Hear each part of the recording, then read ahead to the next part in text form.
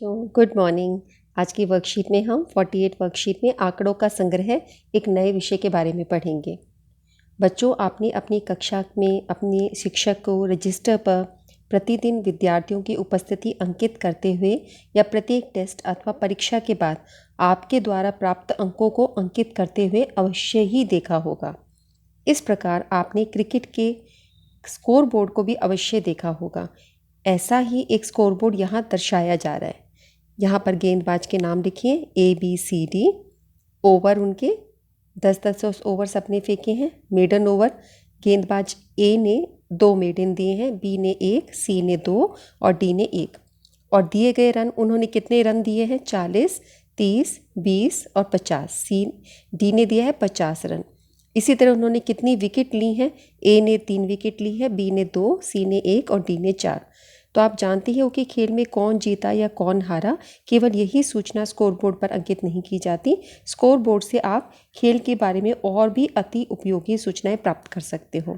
वो उतनी ही महत्वपूर्ण होती हैं। जैसे कि आप ये ज्ञात कर सकते हो कि सबसे अधिक रन बनाने वाले खिलाड़ी ने कितना समय लिया और कितनी गेंदों का सामना किया। प्रतिदिन हमें तथ्यों, संख्यात्मक अंकों, सारणियों, आलेखों आदि के रूप में विभिन्न प्रकार की सूचनाएं देखने को मिलती हैं।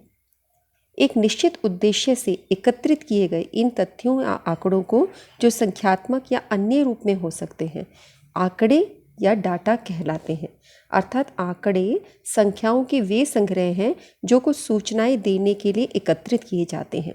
यानी आंकड़े क्या हुए? वे संग्रह जो सूचनाएं देने के लिए एकत्रित की जाती है। आपने अनेक बार आंकड़ों का संगठन किया है। आंकड़े आप किसको मानोगे? वो संग्रह, वो सूचनाएं जो हम किसी खास उद्देश्य के लिए, कोई खास पर्पस आपके दिमाग में होता है, उसके लिए आप कलेक्ट करते हो, तो उनको हम आंकड़े बोलते हैं। यानी कि अर्थपूर्ण सूचनाएं उपलब्ध करने से संबंधित अध्ययन गणित की जिस शाखा में किया जाता है उसे सांख्यिकी या स्टैटिस्टिक्स कहा जाता है। जैसे आपने अलजेब्रा या बीजगणित पढ़ी है, आपने मेंसुरेशन, क्षेत्रफल, पृष्ठीय क्षेत्रफल, आयतन आप ये पढ़ रहे होते हो। आपने ट्रिग्नोमेट्री पढ़ी है या पढ़ोगे आगे आने वाले समय में। आपने इंटीजर्स पढ़े हैं, नंबर सिस्टम्स पढ़े हैं।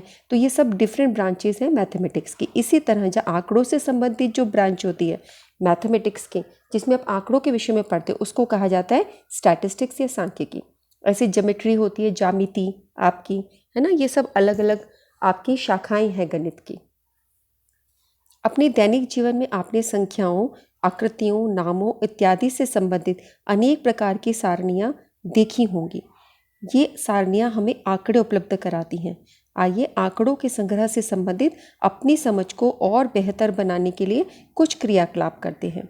जैसे यहाँ आपको 2 प्रकार के क्रियाकलाप दिए गए हैं। इससे आप समझ पाओगे कि आंकड़ों के संग्रह हम किस तरह से करते हैं। और मुझे पूरा विश्वास है आपने इन आंकड़ों का संग्रह अपनी छोटी कक्षाओं में भी किया है। कक्षा 9वीं के लिए वीडियो बन रहा है, कक्षा 8वीं में भी आपने, क्योंकि आंकड़ों का संग्रह हम कक्षा 6ठी क्लास से सीख रहे हैं। क्रियाकलाप 1 आपको दिया गया है। इसमें आपको अपनी कक्षा के किन्हीं 20 विद्यार्थियों की लंबाई लेनी है सेंटीमीटर में, आंकड़े संग्रह करके तालिका बनानी। अब आपको यहाँ सेंटीमीटर लिखना ज़रूरी है क्योंकि सब बच्चे अपनी लंबाई अलग अलग तरीके से दे सकते हैं। तो आप कैसे नापोगे, कैसे उनका मिलान करोगे, कैसी सूचनाएं लोगे? तो हमें एक ही इकाई में चीज़ें चाहिए होती हैं, ठीक है। तो आप ये यहाँ पे ज़रूर मेंशन करोगे कि लंबाई आपको किस में चाहिए। अब यहाँ पर जो ये क्रियाकलाप है, 20 विद्यार्थियों की लंबाई आपको लेनी है। अब आजकल तो बच्चे अपने घरों पर हैं, तो 20 विद्यार्थियों की आप कैसे लोगे? तो आप इसको चेंज करके अपने पास पड़ोस के 20 लोगों की भी आप ले सकते हो, या अपने हम उम्र आसपास के मोहल्ले में जो 20 लोग हैं, चाहे विभिन्न कक्षाओं के हों, आप उनकी भी लंबाई नाप सकते हो, ठीक है। तो अगर हमारे स्कूल खुल रहे होते हैं तब हम ये बच्चों से वहीं पर स्कूल में ही करवा देते हैं कि अपने बच्चों की आप आपस में बातचीत करके ये आंकड़े संग्रह कीजिए। अच्छा, अब यहाँ पर आपने क्या किया? बच्चों से खुद बात करी और आंकड़े संग्रह किए। बच्चे का नाम लिखा और उसकी लंबाई लिखी। ऐसे करके आपने 20 बच्चों के नाम लिख दिए। दूसरा क्रियाकलाप है, यहाँ आप अपनी ऑनलाइन कक्षा में पिछले 1 सप्ताह में अनुपस्थित रहे विद्यार्थियों की संख्या के आंकड़े संग्रह करके एक तालिका बनाएं। अब यहाँ पर आपको ये देखना है कि कितने बच्चे एब्सेंट रहे हैं ऑनलाइन क्लासेस में। तो ये या तो आपको क्लास मॉनिटर से पूछना होता है या क्लास टीचर से पूछना होता है, क्योंकि वो इसका संग्रह कर रही हैं कि ये जो क्लास की थी इसमें कितने बच्चे एब्सेंट रहे।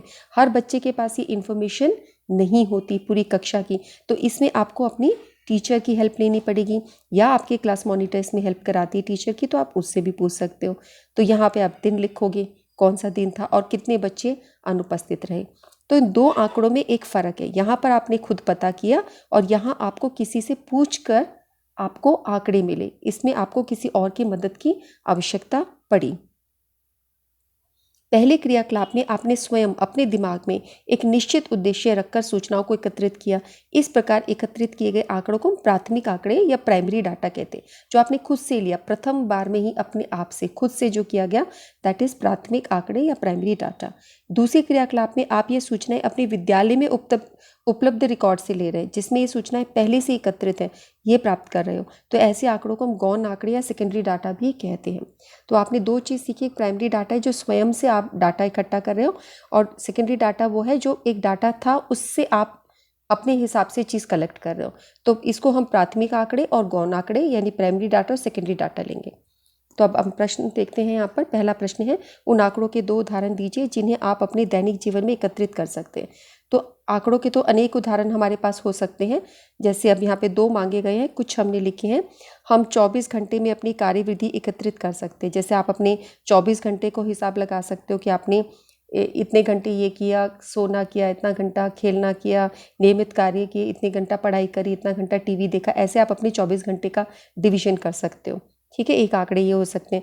मम्मी ने भोजन कितनी प्रकार का और कितने लोगों के लिए बनाया, पूरे हफ्ते का आप ये कलेक्ट कर सकते हो कि हमारे घर में कौन कौन सी डिशेस बनी थी और कितने लोगों के लिए भी बना, कि सोमवार को ये बना और इतने लोगों के लिए बना, मंगलवार को ये बना और इतने लोगों के लिए बना। ठीक है, इस प्रकार से हम बहुत सारे काम कर सकते हैं। हम पूरे साल का भी डाटा इकट्ठा कर सकते हैं कि पूरे साल में आपने कितनी पिक्चर्स देखी, कितनी मूवीज़ देखी, या कितने वस्त्रों की खरीदारी की गई। और आपके पेरेंट्स जो है वो मासिक अपना क्रियाकलाप निकालते हैं कि भाई इस महीने कितना खर्चा हुआ और क्या क्या सामान, जब आप बनिए की शॉप पे जाते हो उससे क्या क्या सामान खरीदते हो, तो पूरी एक सूची वो बनाते हैं। तो इस तरीके से आप देख सकते हो, जहाँ पे घर का बजट लिखा जाता है वो भी एक आंकड़ों का संग्रह होता है कि कितना खर्चा हुआ, क्या क्या चीज़ें आई। ठीक है, तो इस प्रकार हम अनेक प्रकार के आंकड़े हम अपने दैनिक जीवन से निकाल सकते हैं। दूसरा प्रश्न है, नीचे दिए गए आंकड़े को प्राथमिक आंकड़े या गौण आंकड़े में निकालिए। प्राथमिक आंकड़े प्राइमरी डाटा, गौण आंकड़े सेकेंडरी डाटा, ये आपको निकालना है। तो प्राथमिक में आप ये देखना जो आप खुद से कर रहे हो, गौण यानी जो आप किसी और आंकड़ों से ले रहे हो।